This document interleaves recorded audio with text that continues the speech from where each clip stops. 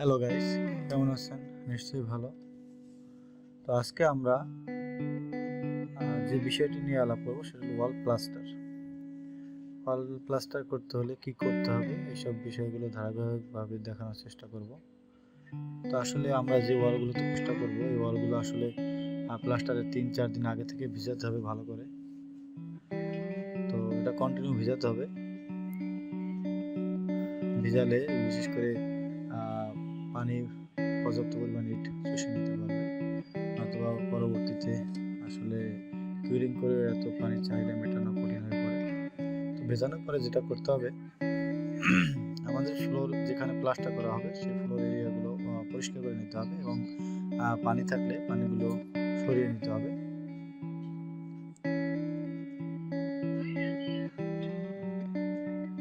সরানোর পরে যেটা করতে হবে, আমি যেখানে প্লাস্টার করব সেখানে আমরা প্লাস্টিকের বস্তা, প্লেন শিট অথবা পলিথিন দিয়ে নিতে পারি, যাতে আমাদের মশলাগুলো নষ্ট না হয় মশলা ছাপানোর পরে। সেক্ষেত্রে আমরা বিশেষ নজর দিব।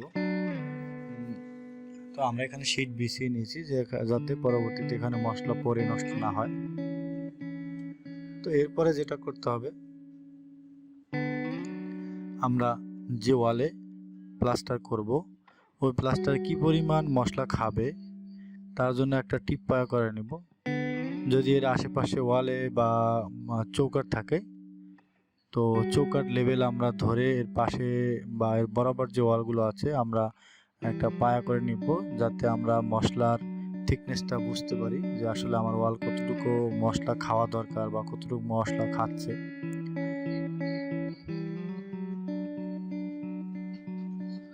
তো এখানে আমরা বরাবর ওয়ালে সুতা ধরে টিপ পায়া করে নিচ্ছি।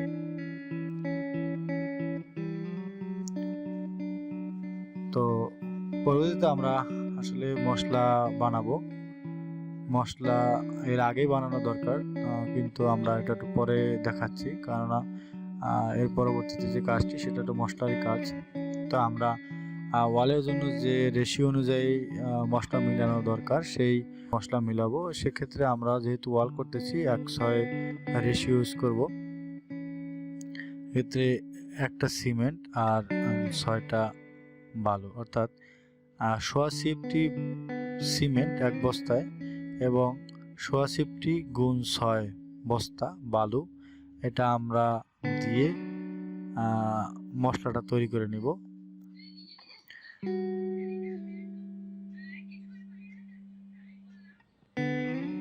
মশলাটা তৈরির যে প্রসিডিউর, এর আগে আমরা আমাদের চ্যানেলে একটি ভিডিও আপলোড করেছি।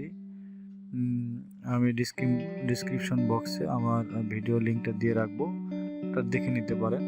তারপরে আমি অল্প পরিসরে মশলা বানানোর যে একটা প্রসিডিউর সেটা দেখানোর চেষ্টা করেছি।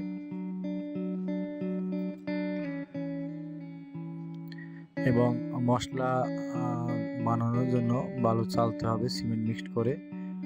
পরবর্তীতে মশলা রেখে আমরা গর্ত করে নিয়ে পানি দিয়ে মশলাগুলো বেশ কয়েকবার কেটে নিব। এটা এভাবে মশলা আসলে বানাবো। তো এর পরবর্তীতে আমার যেটা করতে হবে, যেখানে আমরা প্লাস্টার করব সেখানে সিমেন্টের গ্রাউট পাতলা করে দিয়ে নেব। আর এক্ষেত্রে একটা বিশেষ ব্যাপার হলো, আমরা সিরামিক বা মেশিন মেড ইটের জন্য আমরা আসলে গ্রাউটটা ইউজ করব, আর বাংলা ইটের জন্য গ্রাউটের এরকম দরকার হয় না। তো আমরা যেখানে প্লাস্টার করব গ্রাউট অ্যাপ্লাই করতেছি।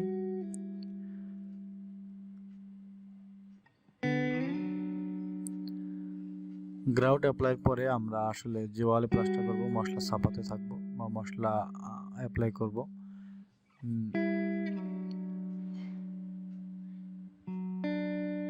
আমরা পুরো ওয়ালটা ছাপিয়ে নিব। বিশেষ করে আমরা যেহেতু 9 ফিট বা 9.5 ফিট একটা ওয়ালে প্লাস্টারের জন্য মশলা ছাপাই, তো এক্ষেত্রে আমরা আসলে হাতে যতটুকু পাই, বিশেষ করে 7 ফিট বা 8 ফিট জায়গায় আমরা মশলা ছাপাবো এবং পরবর্তীতে আমরা উপরের অংশে মশলা ছাপিয়ে নিব। মশলা ছাপানোর পরে আমাদের যেটা করতে হবে সেটা হলো পাট্টা দিয়ে মশলা কেটে আমরা শল করে নিব। শল করে নেওয়ার পর ওই শল অনুযায়ী সারা ওয়ালে আমরা পাট্টা টেনে এবং কুনি টেনে মশলাটা কেটে সমান করে নিব।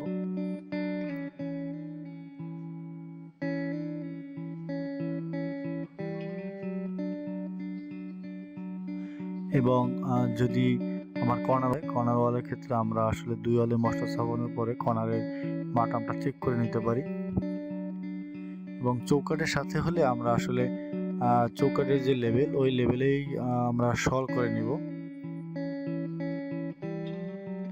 শল করার পরে আমরা মশলাগুলি কুনি দিয়ে ভালো করে টেনে দিব। টেনে দেওয়ার পরে আস্তে আস্তে কুনি দিয়ে টেনে এবং পাট্টা দিয়ে টেনে একটা লেবেল করে নিব। লেবেল করার পরে আমাদের যেটি করতে হবে সেটি হলো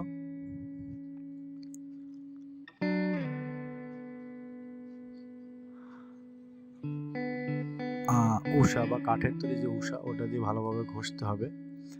ঘষে ওটা ভালোভাবে একটা লেভেলে আসবে। প্লাস্টারের লেভেলে আসার পরে আমরা চেক করে নিব যে পাটটা ধরে চেক করব অথবা সুতা ধরে চেক নিব অথবা ওয়ালে শল ধরে চেক করে নিব যে আমার ওয়ালের প্লাস্টারটা ঠিক আছে কিনা।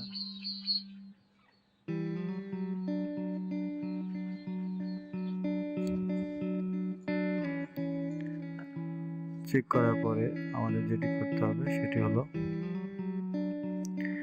এই যে এখন এটার উপরে ভালোভাবে ফিনিশিং দিতে হবে। ফিনিশিং দেওয়ার পরে যেটা করতে হবে ফোম এবং ফুলজারু দিয়ে ফাইনালি ফিনিশ করতে হবে।